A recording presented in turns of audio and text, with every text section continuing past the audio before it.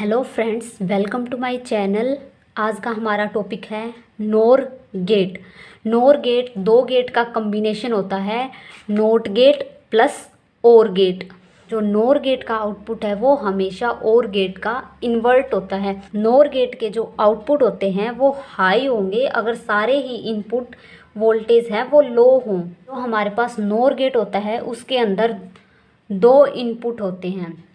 और जो NOR gate है उसको हम और गेट इन्वर्टर भी बोलते हैं, क्योंकि ये और गेट के जो आउटपुट होते हैं उनका इन्वर्ट होता है, इसलिए इन्वर्टर भी इसको बोला जाता है। The standard symbol of NOR gate is the same as OR gate symbol except that it has a small circle on output. जो नोर गेट होता है उसका सिंबल बिल्कुल सिमिलर होता है, सिर्फ एक छोटा सा डिफरेंस होता है इसके अंदर कि जो और गेट है उसमें हम एक सर्कल लगा देते हैं आगे। जैसे ये हमारे पास क्या होता है, अगर हम इस सर्कल को इंक्लूड ना करें तो ये हमारे पास होता है और गेट का सिंबल। अगर हमने इसके एंड के ऊपर एक सर्कल लगा दिया तो ये बन गया हमारे पास नोर गेट। ये दो हमारे पास इनपुट्स हैं ए और बी।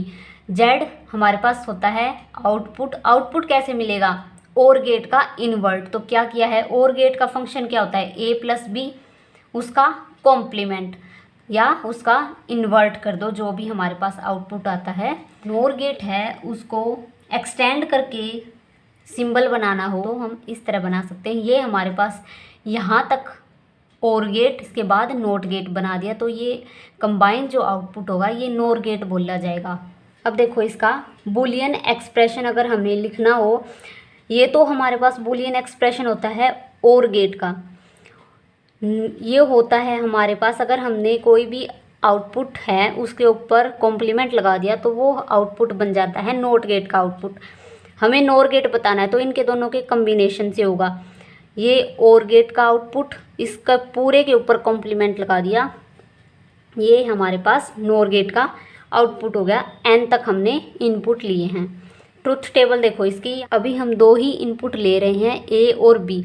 एक आपके पास फॉर्मूला होता है 2⁻n। n होते हैं जितने भी आपने इनपुट्स लिए हैं, जितने भी इनपुट हैं। जैसे हमने यहाँ पे दो इनपुट लिए हैं तो मैं यहाँ पे 2⁻2 कर दूंगी, n की जगह 2 पुट कर दूंगी। जब हम इसको कैलकुलेट करेंगे तो ये आपके पास होगा नंबर ऑफ केसेस। तो ये देखो 2⁻2 4 यानी 4 केसेस, 1 2 3 4, ये आपके पास 4 केसेस बनेंगे।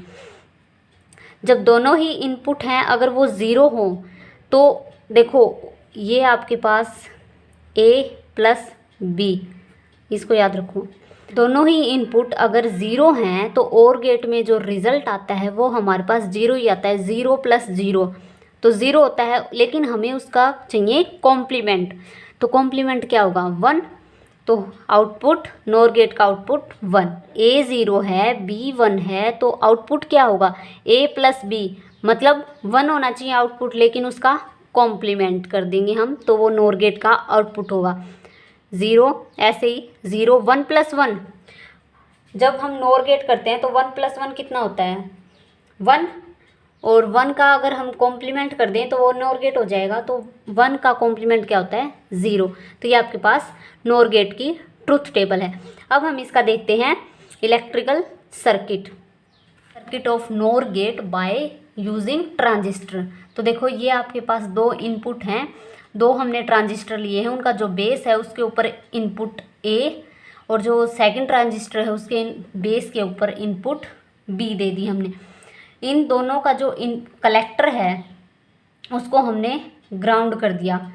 ये हमारे पास यहाँ से RC कलेक्टर रेजिस्टेंस, ये RB रेजिस्टेंस बेस की, ये बेस की रेजिस्टेंस, यहाँ से हमें आउटपुट मिलेगा। ये हमने एक्सटर्नल वोल्टेज अप्लाई की है VCC।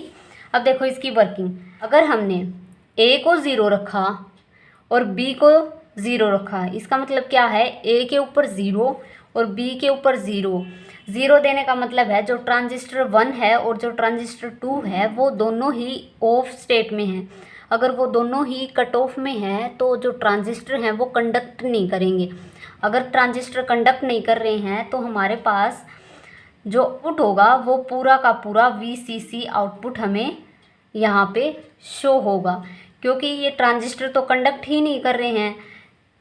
यहाँ से अगर ये ऑफ हो गया, ये ऑफ हो गया, तो हमारे पास आउटपुट है वो तो ज़ीरो, बट हमने एक्सटर्नल वोल्टेज भी अप्लाई की है तो हमें जो आउटपुट है वो कंप्लीट वीसीसी मिलेगी।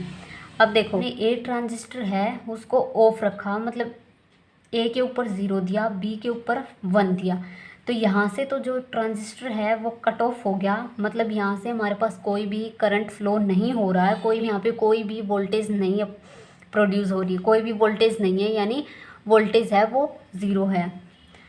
तो अब इसका देखो जो बी है वो हमारे पास कंडक्ट कर रहा है, अगर कंडक्ट कर रहा है ट्रांजिस्टर तो हमारे पास कुछ ना कुछ प्रोड्यूस होगा, और जो डायरेक्शन क्या है यहाँ से आएगा।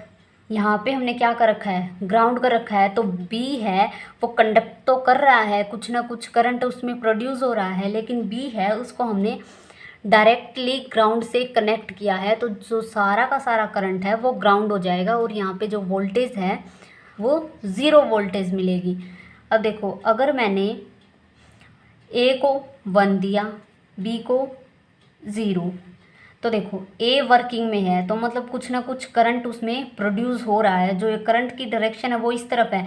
यहाँ से हमने ए को ग्राउंड कर रखा है, ये पहले ही ऑफ है, तो यहाँ पे कोई भी जो ए है वो डायरेक्टली कनेक्टेड है ग्राउंड से। अगर वो डायरेक्टली कनेक्ट है तो उसमें जो वोल्टेज है वो हमेशा 0 होगी, तो आउटपुट आपको 0 देखने को मिलेगा।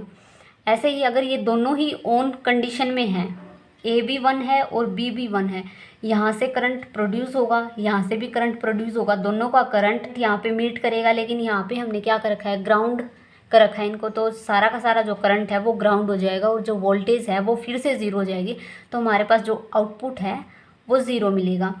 ये थी इसकी वर्किंग। इसको आप इस तरह भी बना सकते हो, इलेक्ट्रिकल एनालॉग सिग्नल में अगर आपको बनाना हो।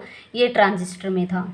ये देखो इसकी स्टैंडर्ड पैकेजिंग, हमारे पास जो इसका मॉडल है वो 7402 मॉडल है, इसको हम पिन आउट कॉन्फ़िगरेशन भी बोलते हैं। इसके अंदर हमारे पास 14 पिन्स लगी होती हैं, और जो 7th पिन होती है उसको हम हमेशा ग्राउंड करके रखते हैं, और जो 14 पिन है उसको हमेशा हाई वोल्ट का पोटेंशियल दिया जाता है।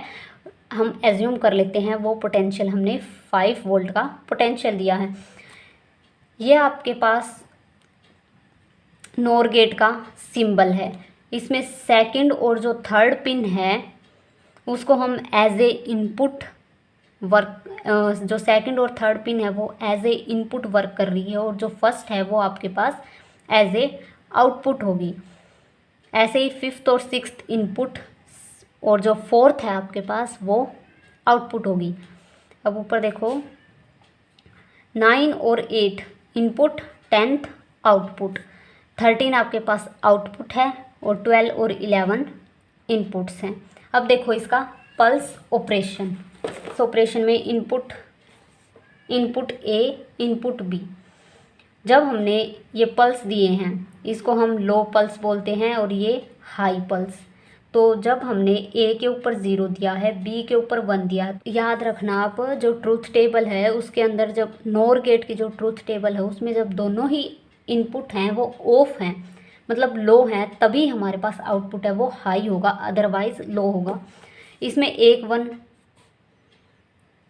वन प्रेजेंट है तो जो आउटपुट है वो 0। इसमें देखो 1 और 1 दोनों ही 1 प्रेजेंट है, तो आउटपुट कितना आ गया 0। 0 0 पे हमेशा हाई होगी नोर गेट में, तो ये हमारे पास हाई पल्स होगी। फिर 1 0, एक 1 प्रेजेंट है तो आउटपुट कितनी होगी 0। फिर यहाँ पे एक 1 प्रेजेंट है तो आउटपुट 0। फिर 0 0 मतलब हाई, और इनको हमने नाम दे रखे हैं T0 T1। जब इनपुट ए के ऊपर 0 है, बी के ऊपर 1 है, उसको नाम दिया है T0। या आप इनकी नेमिंग कर सकते हो। ये था आपके पास नोर गेट, जिनको हम यूनिवर्सल गेट भी बोलते हैं।